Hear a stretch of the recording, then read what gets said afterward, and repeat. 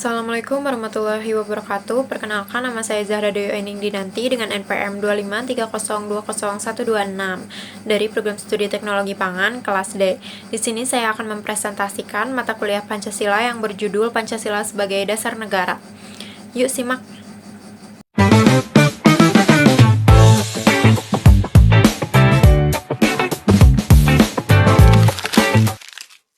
Pancasila sebagai dasar negara yaitu pedoman, prinsip, dan dasar nilai yang mengatur penyelenggaraan pemerintahan dan kehidupan berbangsa serta bernegara di Indonesia. Menjadi sumber dari segala sumber hukum yang mengikat seluruh hukum dan peraturan negara.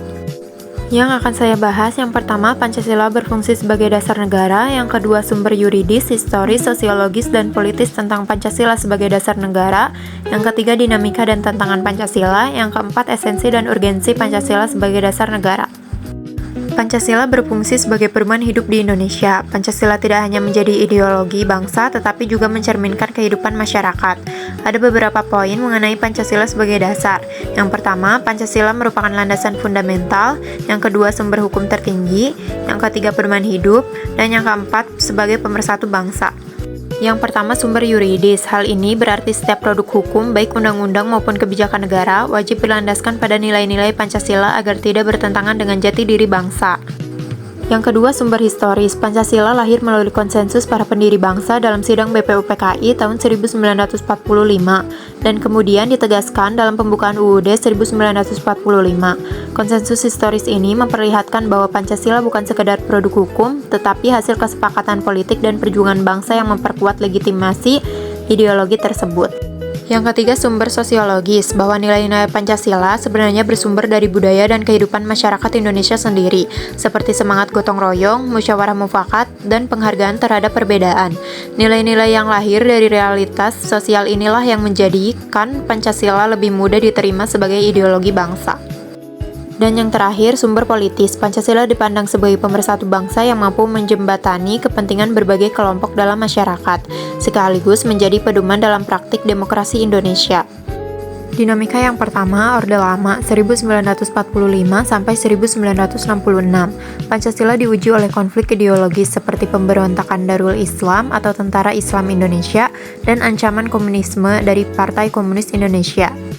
Yang kedua, Orde Baru, 1966 sampai 1998. Pancasila dijadikan asas tunggal yang mewajibkan semua organisasi kemasyarakatan untuk menjadikan Pancasila sebagai ideologi mereka. Penerapan ini seringkali bersifat otoriter dan membatasi kebebasan berpendapat.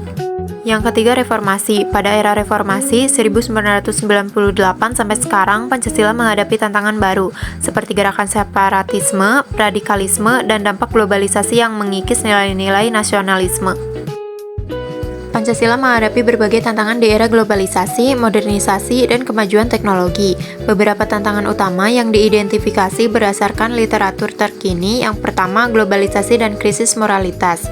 Globalisasi membawa perubahan sosial, budaya, dan teknologi yang pesat, yang seringkali menggeser nilai-nilai Pancasila. Generasi muda cenderung terpengaruh oleh budaya asing yang menekankan individualisme, materialisme, dan hedonisme yang bertentangan dengan nilai musyawarah, keadilan sosial, dan ketuhanan dalam Pancasila. Yang kedua, politik identitas dan radikalisme. Politik identitas berbasis agama, suku, atau golongan menjadi ancaman terhadap sila persatuan Indonesia. Fenomena ini diperparah oleh penyebaran rumor palsu yang memecah belah masyarakat. Yang ketiga, degradasi pengamalan nilai Pancasila. Pengamalan nilai-nilai Pancasila dalam kehidupan bermasyarakat dan bernegara masih jauh dari ideal. Banyak masyarakat yang lupa akan tujuan reformasi, yaitu memperkuat demokrasi berbasis Pancasila. Dan yang keempat, tantangan dalam pendidikan Pancasila. Pendidikan Pancasila menghadapi tantangan dalam memastikan pemahaman yang konsisten dan sesuai dengan semangat asli para pendiri bangsa. Esensi dan urgensi Pancasila sebagai dasar negara. Secara konseptual, esensi Pancasila sebagai dasar negara tercermin melalui beberapa aspek berikut. Yang pertama, landasan filosofis dan ideologis.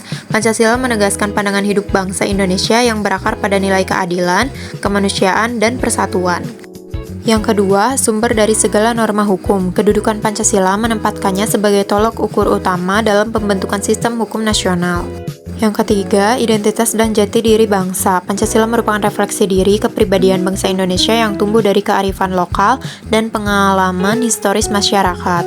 Relevansi Pancasila semakin mengemuka dalam dinamika kehidupan berbangsa, khususnya menghadapi arus globalisasi, perkembangan teknologi, dan tantangan demokrasi. Urgensinya dapat dilihat melalui hal-hal berikut. Yang pertama, menjaga integritas dan stabilitas nasional. Pancasila berfungsi sebagai perekat yang menjaga keutuhan bangsa dari ancaman disintegrasi akibat perbedaan ideologi maupun kepentingan politik. Yang kedua, mengawal pembangunan yang berkeadilan. Nilai-nilai Pancasila menuntun arah pembangunan yang tidak hanya berorientasi pada pertumbuhan ekonomi, tetapi juga menjamin pemerataan dan keadilan sosial bagi seluruh rakyat. Yang ketiga, mengukuhkan karakter bangsa di era globalisasi. Pancasila berperan sebagai filter nilai dan budaya asing, sehingga masyarakat Indonesia tetap terbuka pada kemajuan tanpa kehilangan identitas nasionalnya. Sekian penjelasan dari saya, mohon maaf apabila ada kesalahan. Terima kasih. Wassalamualaikum warahmatullahi wabarakatuh.